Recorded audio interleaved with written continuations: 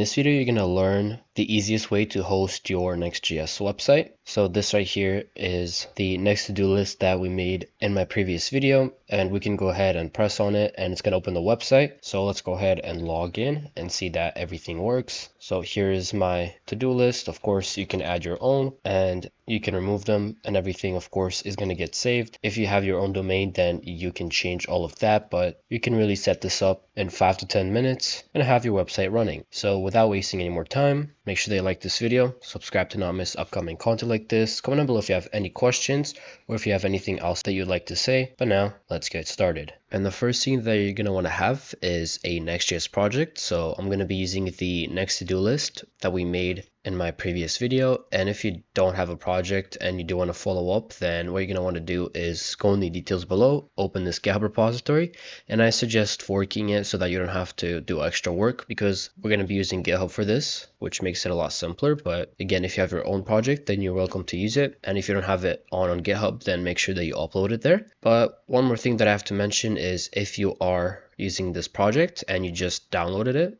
or you cloned it, you are going to need to create an environment file with two variables, MongoDB URL and the JWT secret key.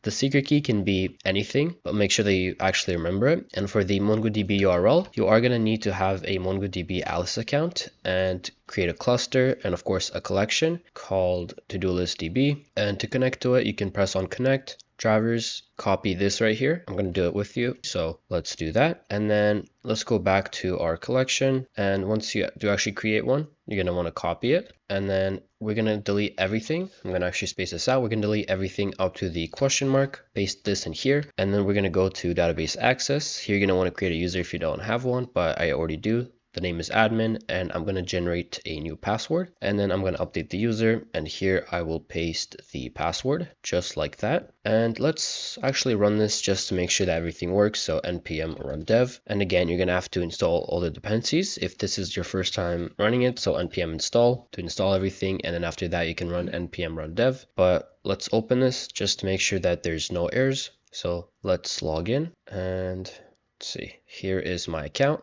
If I go back to sign up, let's do web. I'm going to change this so that it doesn't match, but now we can sign up and here's our new user, but hopefully get the point. So everything works here. And of course, there's no errors. But now that everything works, we're going to search up Vercel. And of course, everything is going to be linked down in the details below, but we're going to go to start developing, and you're going to want to continue with GitHub. So where it says import Git repository, you're going to want to select the GitHub option, and then here you're going to log in with your GitHub account. So as we can see, I'm already logged in and I already tried to host this website just to test it out. And you are going to need to actually choose what kind of GitHub repositories you can share. So if I go in here and press adjust GitHub permission, you're going to see something like this. So repository access, it's going to select all repositories at the very start. So this will give them permission to see all of your GitHub repositories, even the private ones. But in this case, I'm just going to select the only selected repositories. So if I start writing next to-do list, it's not going to show up because it's already there, but then you can press on save, and then of course it's going to show up. So next to-do list, but I already have it here. And then what you're going to want to do is press on import. Here's going to be the name of your project, and then our framework of course is going to be Next.js. And now we can press on deploy, and now we're going to wait until we get an error.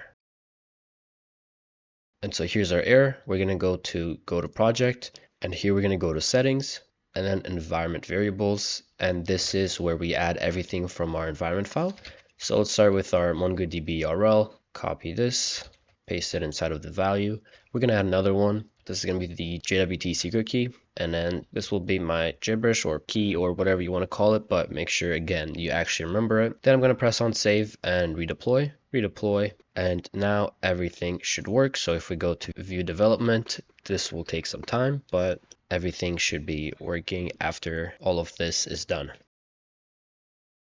And that's actually a really good time, but we can go ahead and press on the image here or visit. So let's do that. And here's our website. So here we can see the URL to the website, and of course we're at login right now. So if we do try to log in, this will take some time, but here is Bob's to-do list. We can add stuff, of course, and it shows up. So let's just say finish recording this video, and then of course once I'm done, I can press on this, and then if I reload, it's going to be gone. But of course, you can sign out and then log back in, and everything is saved. But now if you really wanted to, you can go to the logs and then see what the users are doing. So what pages they have visited, and then the different API requests that the page has made. So this will be the API to do's get, and we can go to sources. So this is going to be the actual code.